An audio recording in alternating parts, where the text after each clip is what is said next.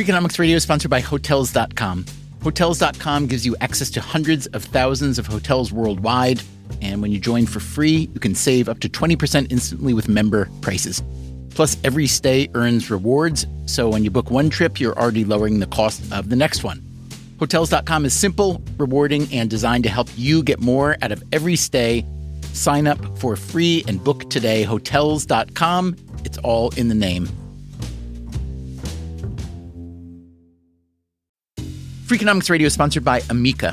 You know what they say, if you want to go fast, go alone. If you want to go far, go together. So go with Amica and get coverage from a mutual insurer that's built for their customers, one that looks after what's important to you together.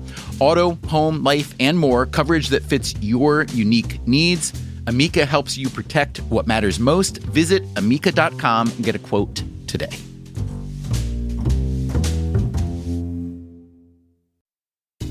Freakonomics Radio is sponsored by Mint Mobile. Ditch overpriced wireless with Mint Mobile. Cut your wireless bill to $15 a month at mintmobile.com/freak. Upfront payment of $45 for 3 months, $90 for 6 months, or $180 for 12 months. Plan required, $15 per month equivalent.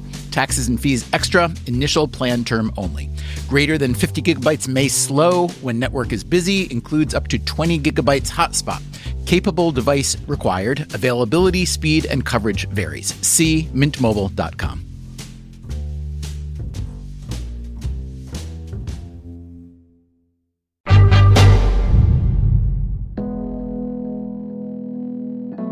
I will throw out the first question to you, Stephen. What's the first thing you do when you wake up in the morning? Well, if we're being literal, it's turning off the alarm. So for me, I pray. And for billions of people around the world, if you ask them that question, billions of people would also respond that they pray too. That is Steve Gattina. And I am the founder and CEO of Pray.com, the world's #1 app for daily prayer and faith-based audio content. For most of his life, Gattina himself was not someone you would consider a person of faith. Back when he played college football, for instance. You might hit people when they're not looking. You might intentionally try to hurt people physically. Those were some of the qualities that I enjoyed embracing. And I would say off the field, I loved having a lot of fun. This was at the University of Southern California. At the time, USC was basically the pro football team in Los Angeles. You're out in Hollywood, you're at nightclubs till 5 a.m. I would say that it was definitely not a lifestyle that promotes Christian values. But years later, Gattina did become more religious. By then, he was a successful entrepreneur, and he saw what looked like a market opportunity. Religion is approximately $126 billion in revenue per year. And the pandemic, with so much activity moving online, presented another opportunity. Over the last 12 months, Pray.com has facilitated over 122 million prayers for nearly 1 billion minutes in prayer. Today on Freakonomics Radio, this commingling of religion and commerce is nothing new. Suddenly it became a way of not just collecting some money, but immense amounts of money. And what are all those people on Pray.com praying for? Stephen, I can tell you that prayer tends to boil down to 2 simple things. Thank you, thank you, thank you. And help me, help me, help me. And when you pray to God online, who else is listening? People don't read their privacy policies exhaustively before they start using an app. Are your prayers being shared? Dear God, I sure hope not.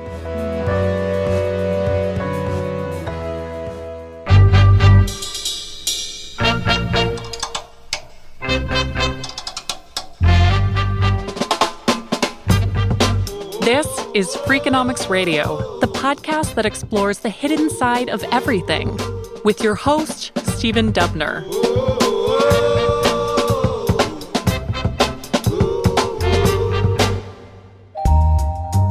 In 2016, venture capital firms invested around $6 million in faith-based apps, most of them Christian.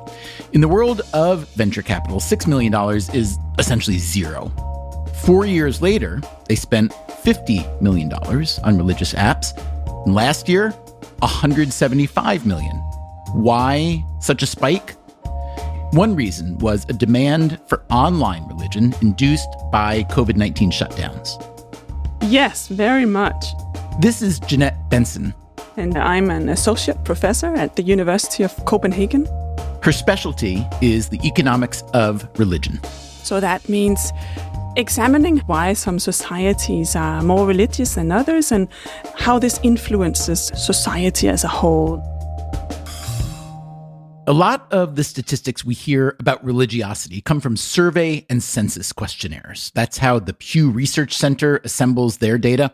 And they say that worldwide, more than 8 in 10 people identify with a religious group. Nearly a third of the global population, or 2.2 billion people, identify as Christian. There are 1.6 billion Muslims, or 23%, 1 billion Hindus, or 15%, roughly 500 million Buddhists, 400 million people who practice folk or traditional religions, and about 14 million Jews. That said, when someone tells the Pew researchers that they identify with a religious group, that doesn't necessarily tell you much about participation. So how does an economist like Bentzen measure religious activity? We can, for example, measure how often people go to church. We can ask them how much they pray, but we can also look at how much they Google religious terms. And that's what Bentzen was doing in 2020, right at the start of the pandemic. I think it was actually March 10th, and I had been looking at the numbers, and at that date, there was nothing in the numbers yet. But I checked in a week later. I could see that Google searches for religious terms really started to rise at that point. The religious terms Bentzen is talking about were searches like prayers to end COVID and prayers to thank essential workers. The first month of the pandemic, it rose more than 30% and stayed higher throughout 2020. And it stayed high through the period of your research, is that true? Yes, it did. Yes, not as high as in the beginning, but 10% higher than usual. And it's still higher than ever before. It rose, 1.3 times the rise in searches for takeaway, which of course rose quite a bit. It rose 12% the rise in Netflix searches, and it rose 26% the fall in searches for flights, which was all closed down. So it's huge. It's all types of countries, rich and poor. Do you consider yourself a religious person? No. Denmark is, as I understand it, overwhelmingly culturally Christian, but when it comes to practice, very low. Is that about right? Yes, that's right. Do you think it gives you an advantage, a disadvantage, or no impact whatsoever that you are a non-religious person studying the economics of religion? I hope it doesn't matter whatsoever. I think it has given me a passion to try to understand. Now, there is a lot of research showing that religious belief and participation are associated with a lot of positive things, better health outcomes, and so on. Can you tell us anything about how causal those relationships are, or is that a case of selection? So there's not that many good studies on the impact of religion or prayer on mental health. And yes, some of them are just correlational, but there's also been studies doing experiments. For example, a study that had some people say, I am love, for example, in their meditation, and the other one say, God loves me, or I am God, or something like that. They claimed the spiritual meditation was more beneficial to certain health outcomes. Historically, one key component of religion is its sociality. Religion is something we do with our families, our communities, our fellow believers, and COVID affected this. It is quite clear that however good Zoom and Facebook and other internet forms of connection are, they're a far cry from face-to-face. We've seen this in education, and I think we're seeing it in religion. That's Larry Iannaccone, another economist who studies religion. He is at Chapman University in California. I had a very strong religious upbringing, and I would call myself a person of faith, but I would also hasten to add that the kind of work I do is first and foremost an attempt to understand this profoundly important phenomenon. To understand religion requires an understanding of cause and effect. What's causing what? And Iannacone says the social component of religion is a causal mechanism. We know from countless studies now that faith tends to follow, not precede, involvement. Congregations are sustained, religions are sustained, faiths of all kind are sustained through social interactions. COVID shut this down for a long time. The U.S., as you likely know, is an unusually religious country. Unusual because most wealthy countries tend to be less religious. Jeanette Benson again. If we just put GDP per capita out one axis and religiosity up the other, well, then we see in general a negative correlation. Meaning what exactly? Poorer countries are more religious and a richer country are less religious. But yes, the US is a huge outlier. But even in the US, religiosity has been declining. In 1944, when Gallup first surveyed Americans on whether they believe in God, 96% said yes. By 2017, that number was down to 87%. By 2022, 81%, a record low. Gallup also found that membership in houses of worship has fallen below 50%, another record low.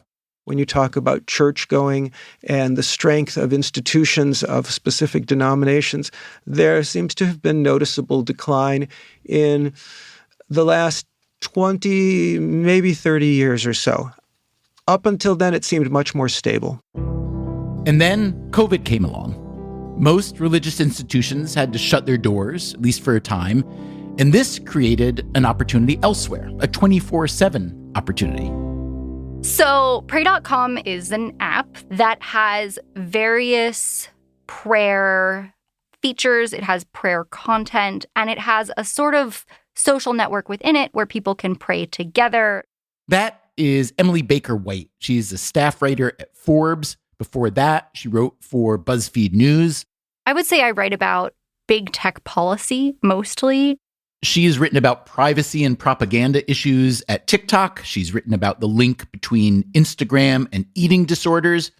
Baker White doesn't consider herself religious, but she is interested in religious apps. Just because religion is, for so many people, such an intimate thing and such a private thing. And there was a notable influx of venture capital sort of at the same time that piqued my interest and frankly, the interest of a number of reporters. Baker White didn't set out to be a reporter. As an undergrad, she studied music, then went to Harvard Law School, then worked as a public defender in Philadelphia, trying to get inmates off death row. I, at that point, had no idea that I would ever want to work in technology, cover technology. I'm not a tech person. But while she was working on a case involving police brutality, she found that police officers were sharing a lot of information with each other on Facebook, some of it disturbing. It seemed to me like a sort of glorification of violence against suspects, criminal suspects. She got interested in how a site like Facebook was run. She stopped lawyering and wound up working at Facebook and also Spotify on internal policy.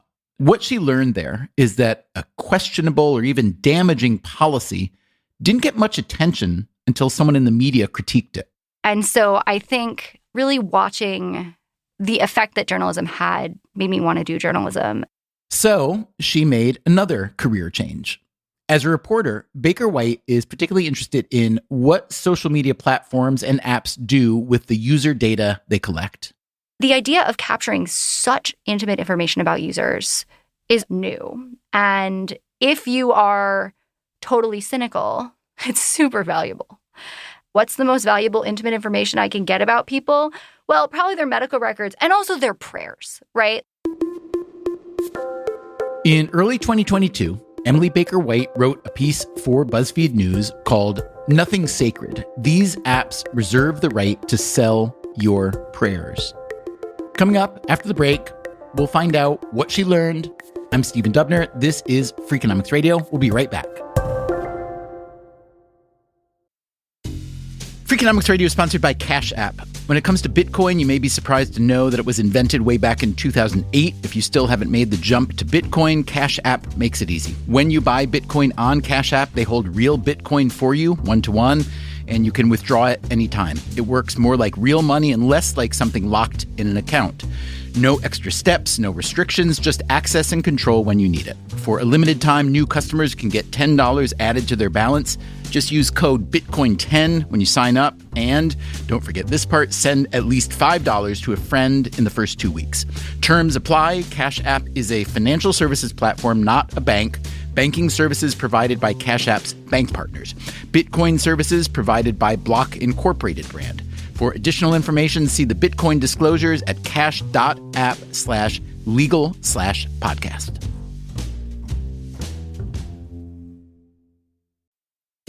Freakonomics Radio is sponsored by Figure. Did you know that 40% of homeowners own their home outright?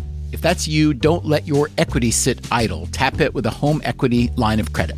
Figure, the #1 non-bank HELOC lender in the U.S., helps tap equity you've built in your home so you can do things like tackle a renovation or pay down debt.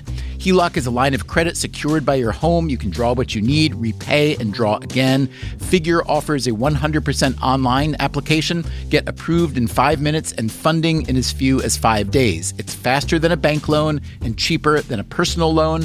Check your rate today without impacting your credit at figure.com/Freakonomics. This post is sponsored by Figure, NMLS ID 1717824. Figure is an equal housing lender. For more information about their licensing, visit nmlsconsumeraccess.org. Figure's HELOC is subject to credit approval and terms apply. Freakonomics Radio is sponsored by Square, the business platform that helps sellers become neighborhood favorites. No matter if you're selling 3D printed art or running a design studio, Square helps you run your business without running yourself into the ground. Square was made to work on the go, so you can sell wherever your customers are. With Square, you can track sales, manage inventory, and access reports in real time, whether you're in the shop, on the go, or running things solo. Square supports every major payment method, including tap to pay, and offers instant access to your earnings through Square Checking. Sellers save an average of 44 hours per month by skipping bank transfer delays. With Square, you get all the tools to run your business with none of the contracts or complexity. And why wait? Right now, you can get up to $200 off Square hardware at square.com/go/Freakonomics. That's SQUARE.com/GO/Freakonomics. Run your business smarter with Square. Get started today.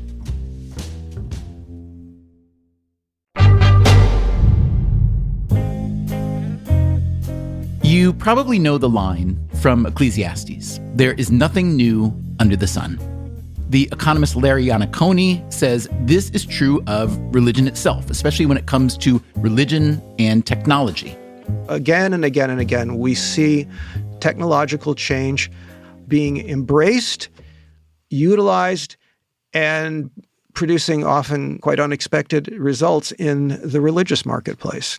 2,000 years ago, for instance, new maritime technologies and trade networks helped Christianity spread around the world. Or consider the Protestant Reformation. Everybody knows that printing was key to the Reformation. Everybody knows that Gutenberg's Bible was influential, that printing the Bible and religious tracts were crucial to the spread of the Reformation. Most people don't know that the first thing that Gutenberg printed was actually an indulgence. In case you don't remember what an indulgence is, an indulgence was essentially a way of reducing the amount of time that would be spent in purgatory, having your sins purged. The Catholic Church raised a lot of money by selling these indulgences, and now, with Gutenberg's printing press, the printing press made it possible to print out indulgences by not just the hundreds, but the tens or even hundreds of thousands. Suddenly it became a way of not just collecting some money, but immense amounts of money. And were it not for this new technology, Iannacone says, were it not for the printing press, the problem of indulgences, which was so central to Luther's influence, would not have existed. Luther, being Martin Luther, the German priest who was so disturbed by the church's indulgence profiteering that he revolted, triggering a Protestant Reformation against the church. The printing press was an immense push toward the democratization of religion, and it was just one of many things that was moving us away from a unified, monolithic form of Christianity. Larry Iannacone says that pretty much every new technology has been embraced by the purveyors of religion. Some of the earliest radio stations were religiously oriented. Some of the earliest multimedia presentations, Charles Russell, who in a sense is the founder of the movement that became the Jehovah's Witnesses in the late 1800s, used hand-painted slides to produce what they called the photodrama of creation, and people would flock to see on the screen, this is before the days of movies, there's not been a moment, as far as I know, in American history and probably in world history where entrepreneurs weren't trying to use new technologies and existing technologies to promote religion, both for profits and profits with the PH. The two motives can't be separated. That mixing of motives is what got the journalist Emily Baker White interested in this new flock of religious apps like Pray and Glorify and Hallow. They're fairly new companies, and so we don't have tons of information about their finances. Pray, Hallow, and Glorify all operate on a subscription pricing model for now. So that means there's a free version of the app. There's also a premium version of the app. The app is constantly trying to upsell users to join premium, which is true of any app with that model. The vast majority of app users will typically use the free version. So what does a company get out of that? Having worked in Silicon Valley, Baker White knew the familiar saying, if you're not paying for the product, you are the product. So the first thing I did, this is, I guess, the lawyer inside me, is I read their privacy policies. And what I found was, for the most part, the policies were written in such a way that they wanted to give the companies the option to do what they wanted with data as they see fit in the future, even if they're not using that data that way today. How is the data being used today? We did find that Pray.com information was being shared with Facebook. And I say being shared with in, passive voice there, because I don't know whether that is a thing that Facebook did or whether that is a thing that Pray.com did. Obviously, Pray.com ended up allowing Facebook to access some data. A researcher ran an audit and did some testing in the app. That researcher was Zach Edwards, who calls himself an adversarial privacy engineer. He went and he listened to a podcast episode about something that had to do with marital religious health and pornography. This was a podcast on the Pray.com platform. Then he looked at the back end to see what happened. And the specific fact that he had listened to that episode was shared with Facebook. As Baker White wrote in her BuzzFeed piece, this practice appears to be in line with Pray.com's privacy policy, which says that it shares user information with third-party vendors. One thing that sort of sticks with me is that we are putting super, super, super personal stuff into an app, which means there's a record of it. It's a little like health data, but for health data, we have HIPAA, right? And there is no regulation like HIPAA for content of this type. The law actually recognizes a special privilege for conversations between a parishioner and their religious leader.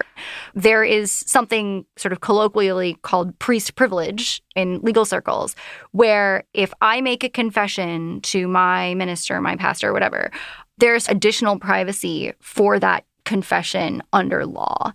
I don't think an app would be able to assert that sort of privilege, even if they wanted to, because they're not a church, they're a company. And Baker White thinks this lack of privacy could lead to a variety of bad outcomes. If the data were available on a market, people could use it to prey on specific people's fears, misinformation, disinformation campaigns. Foreign governments could try to purchase this information. These possible bad outcomes are not as troubling to Larry Iannacone. First and foremost, what's really striking about the American religious marketplace is that it's been almost from the get-go a free religious market, a remarkably open, competitive one. Now, keep in mind, Iannacone is looking at this as an economist. Speaking as an economist and looking through American history especially, but world history, we find that when institutions, economic institutions, educational institutions, when they're free, they seem to produce better quality, certainly more range of choice than is otherwise available. And my response to most of these things is that unless they're marketed in some obviously deceptive way, or unless they're obviously designed to be predatory, my inclination is to stand back and see what comes of it. Emily Baker White argues we have already done too much standing back when it comes to big tech and privacy.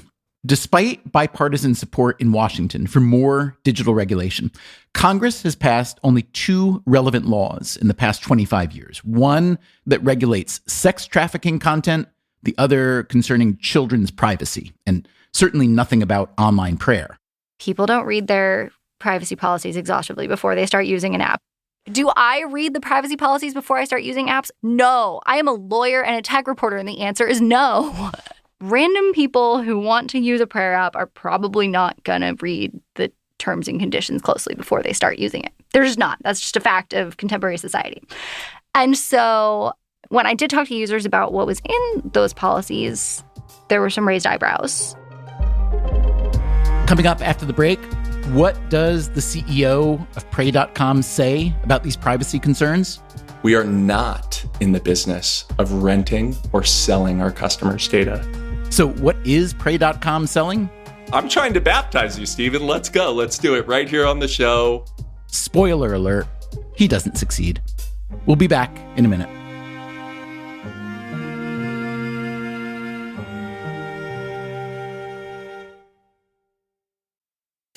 Freakonomics Radio is sponsored by Southern New Hampshire University. The best investments are the ones you make in yourself, and no one knows that better than Southern New Hampshire University. With more than 200 online degree programs, no set class times, and low online tuition, Southern New Hampshire University is built to fit your life today and set you up for success tomorrow. Education is an investment. Why not make it a smart one? Apply for free at snhu.edu/Freakonomics. Freakonomics Radio is sponsored by Advantech. No one likes a creaky floor, and builders know that the subfloor sets the tone, which is why Advantech subflooring is engineered for strength, stiffness, and moisture resistance. Advantech products are designed to stand up to the elements and give you a bond so strong it's backed by the industry's first squeak-free guarantee. No squeaks, fewer callbacks, no problem. When the schedule is tight and performance matters, head to huberwood.com/Advantech to lay the foundation of a solid build.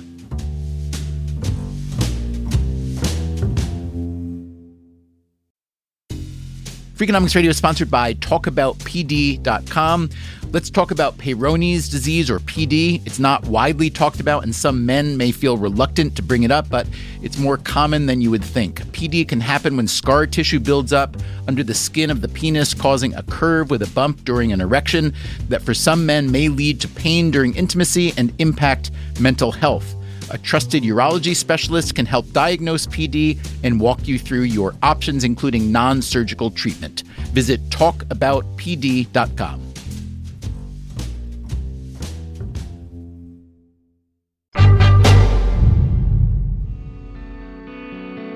People pray for many reasons, in many ways, to many deities. What is the purpose of all this prayer? We put that question to a variety of New York City clergy members from a variety of faiths. The only thing I want to get out of prayer for myself and also for my congregation is connection. Prayer is inviting God into our lives. And what a beautiful notion that is, to stop for a moment and remind ourselves that we're connected to God, that God is connected to us. In our world and our understanding, prayer means a lot, regardless of whether or not you believe in a traditional God. Even people who have no faith have this tendency in our culture to say, oh God. Well, that's a type of prayer, meaning I don't think I can handle this by myself.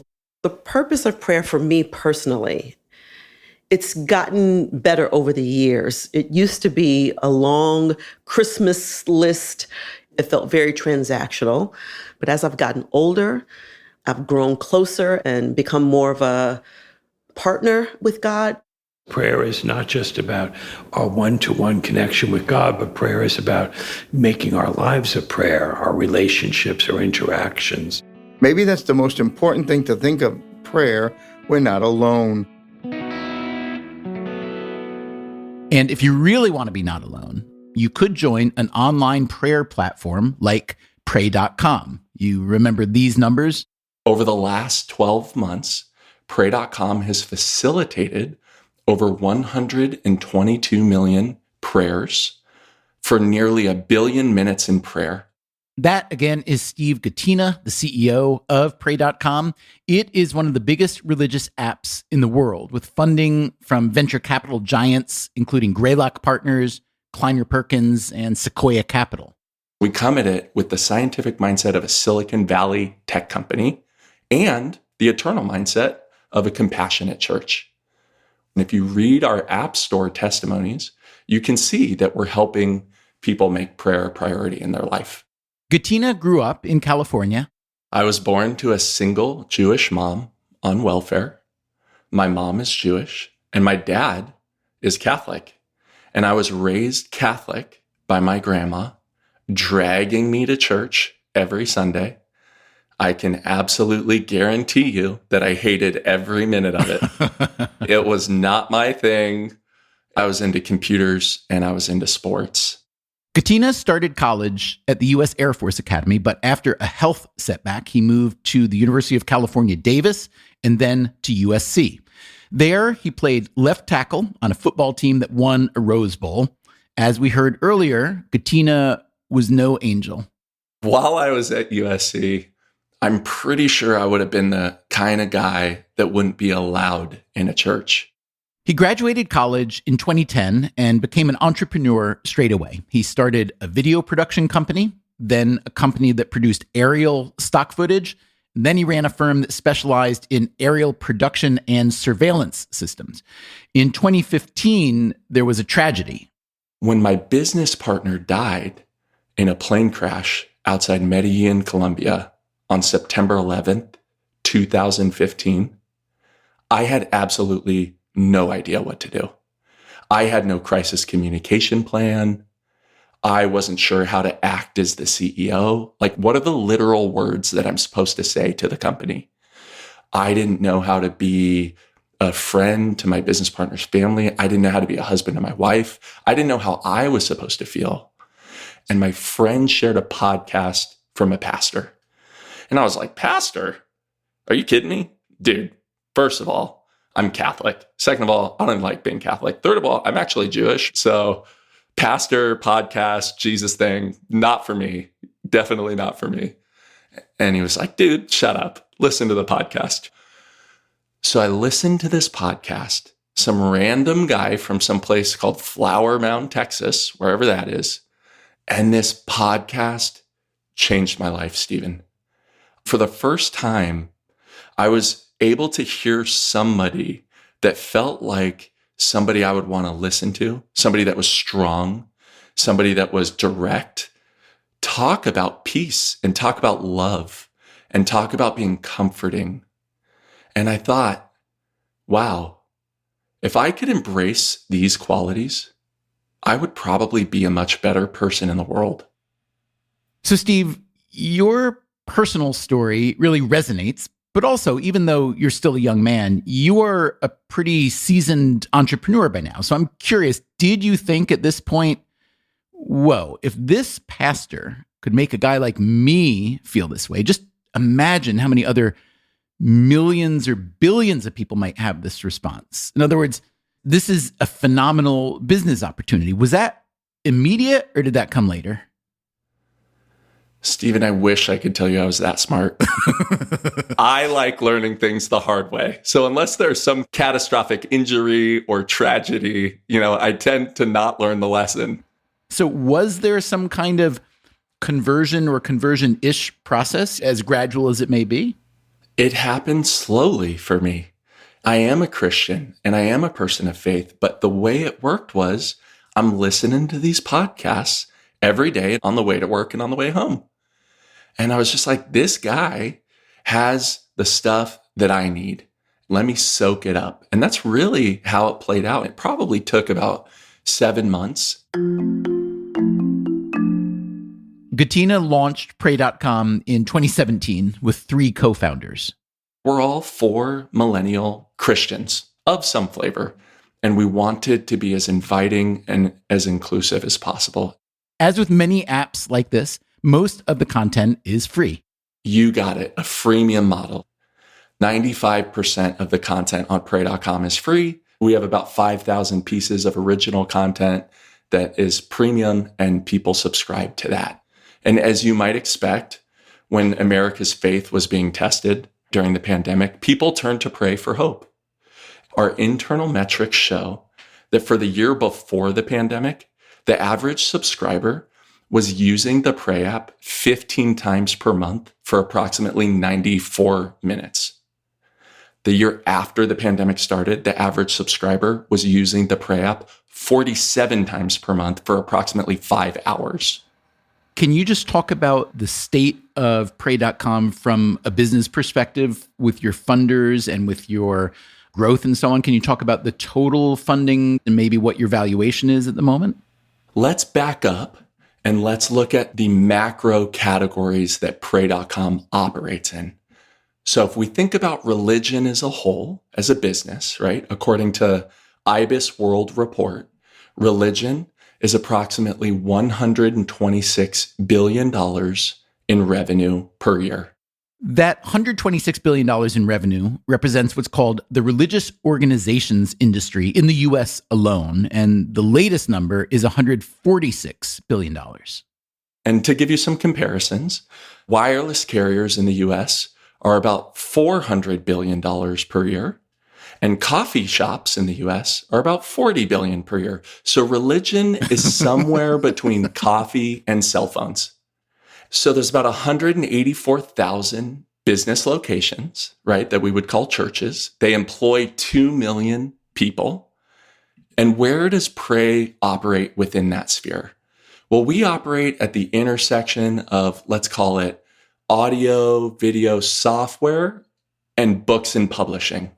Now, some of the biggest companies in our space would include Pray.com, venture-backed startup, private equity businesses like Ministry Brands, and publicly traded companies like Pushpay. Pushpay is a church management software that helps churches raise money.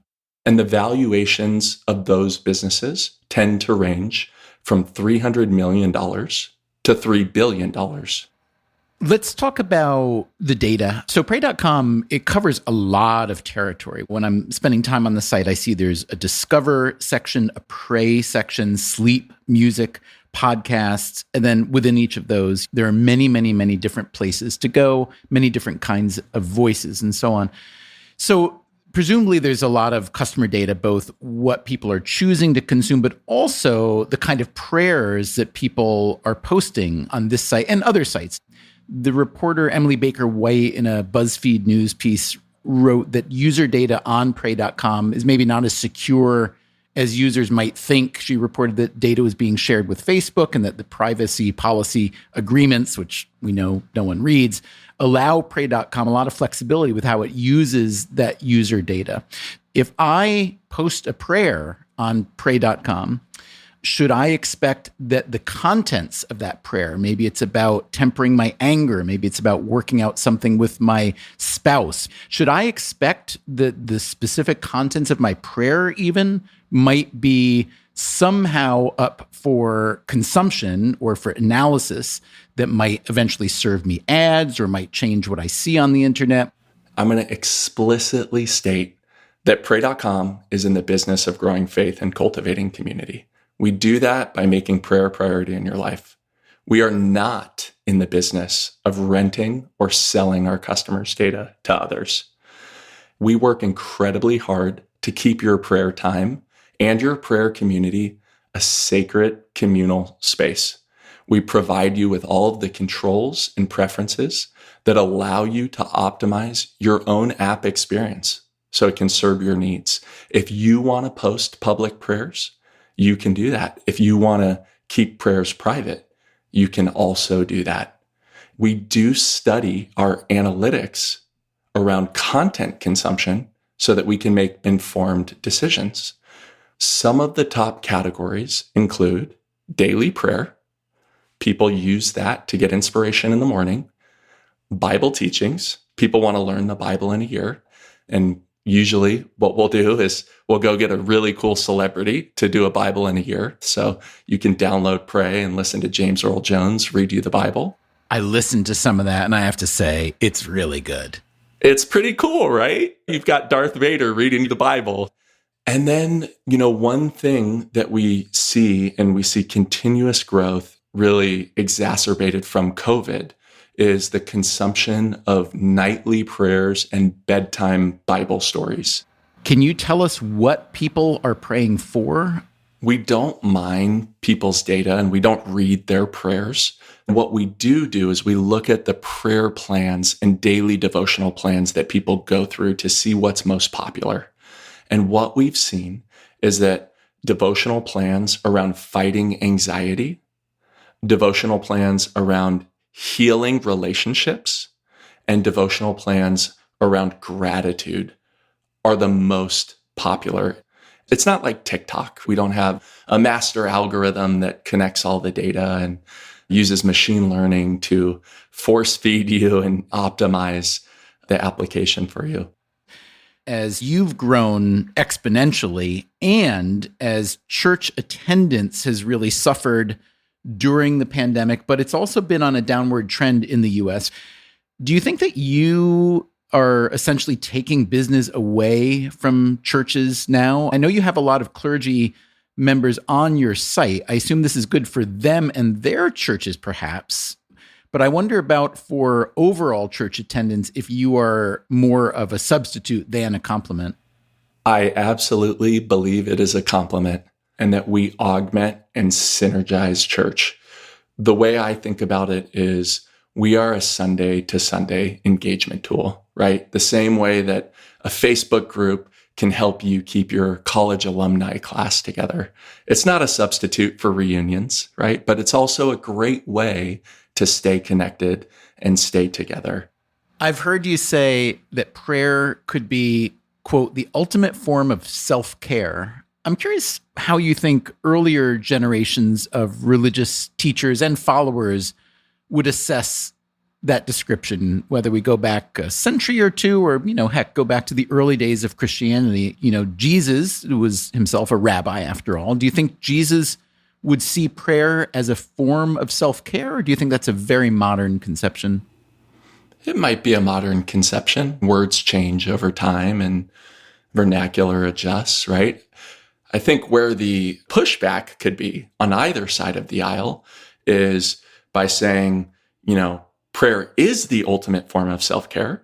And I guarantee you there is a large population of the world that believes that. And there's an entire segment of the world that would say, that's the most ridiculous thing I've ever heard. They think it's intangible or it's immeasurable because you can't see it. You can measure prayer. You can measure the impacts and the outputs of prayer. There's a number of studies that show what these religious behaviors and traditions and beliefs can do for you and for your health and for your life. So many Christians pray, but many Jews pray, many Muslims pray, and many other people who belong to other religious faiths. What is there for them on pray.com? Is it exclusively Christian or no? There's not a lot for them, Stephen.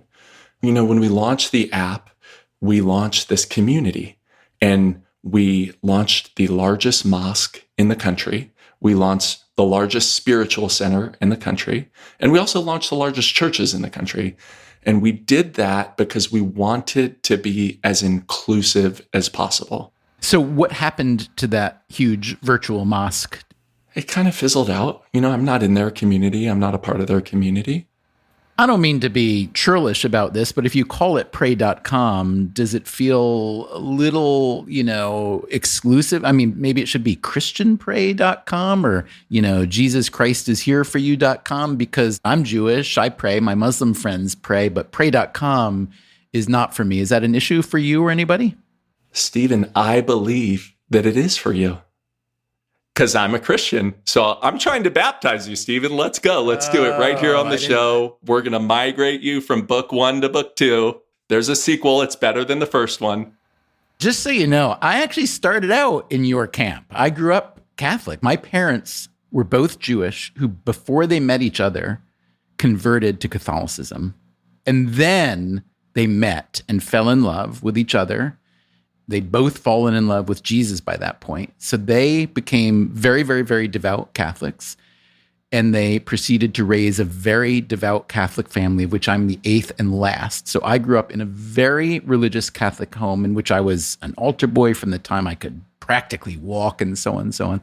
Long story short, I then began exploring as a writer, really, my parents' Jewish, not just roots, their early lives, and ended up myself migrating back to the Jewish faith and Judaism. So I'm familiar with both sides of the aisle. I have the ultimate respect for both, certainly. I have good relationships with people of many, many, many faiths, but I can tell you that it is not a product with which I am unfamiliar. So I do appreciate the invitation, but I think I'm probably not going to be a customer today.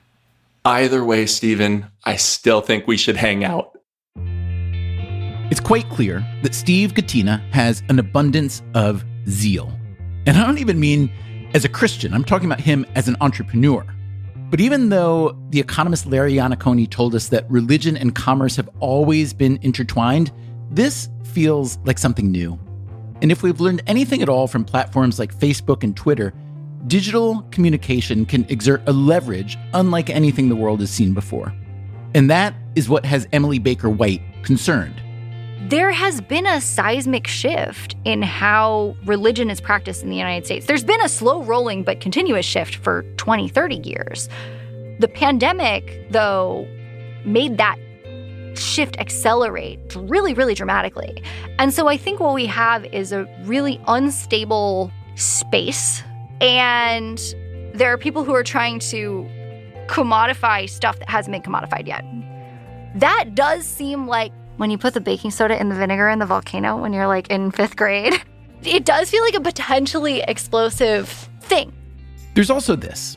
If, as Larry Iannacone told us, the benefits that religion has historically provided are strongly tied to its social aspects, will a digital version have the same power? One of the very striking things about the United States that almost all the European visitors who left behind memoirs would write about, de Tocqueville and others, was the extent to which Americans engaged in social action and helped each other and, produced goods and services through religious organizations. A lot of those services, whether they were health or burial societies or education, have shifted toward and truly have been crowded out by government and commercial institutions. So are religious apps like Pray.com another means of crowding out those social benefits? Or is this just a different way of building community?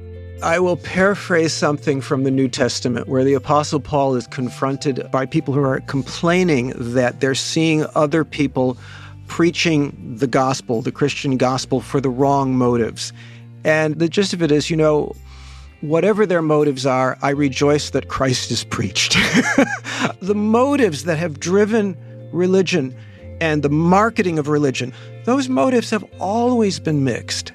And economists love to point out how often, and correctly so, the unintended consequences of good motives can be devastating.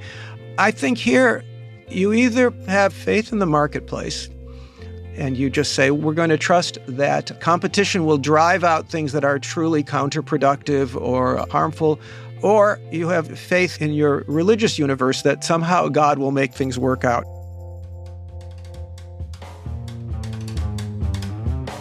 What do you think? I'd love to hear from you. Our email address is radio@freakonomics.com. You can also leave comments on our website. While you're there, feel free to poke around our archive. There are more than 500 episodes. You can also find transcripts there and show notes. Coming up next time on the show, in more and more places, the preferred tool to fight drug abuse is what's called harm reduction. So, should we think about harm reduction when it comes to climate change? We talk to Democrats and we have this great kumbaya moment about how much we care about climate, and then they say they don't support nuclear. Is it time to fully embrace nuclear power? We literally wouldn't have the climate crisis that we have today if we had stayed on that track. That's next time on the show. Until then, take care of yourself, and if you can, someone else too. Freakonomics Radio is produced by Stitcher and Renbud Radio. This episode was produced by Zach Lipinski. Our staff also includes Neil Carruth, Gabriel Roth, Greg Rippin, Ryan Kelly, Rebecca Lee Douglas, Julie Canfer, Morgan Levy, Eleanor Osborne, Jeremy Johnston, Jasmine Klinger, Emma Terrell, Lyric Bowditch, Jacob Clementi, and Alina Kuhlman. Our theme song is Mr. Fortune by the Hitchhikers. The rest of our music was composed by Luis Guerra. You can get the entire archive of Freakonomics Radio on any podcast app. As always, thanks for listening. Wow, so now you're talking about how technology influences religion. I'm more familiar with the impact of religion on technology.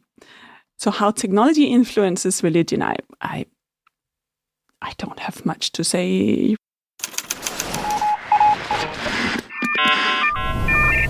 The Freakonomics Radio Network, the hidden side of everything. Stitcher.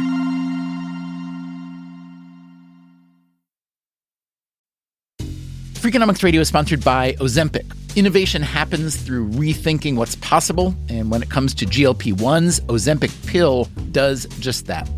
Learn more about Ozempic semaglutide tablets, 4 and 9 milligrams, by calling 1-833-OZEMPIC or visit Ozempic.com to view the medication guide and ask your doctor what's possible with FDA-approved Ozempic pill.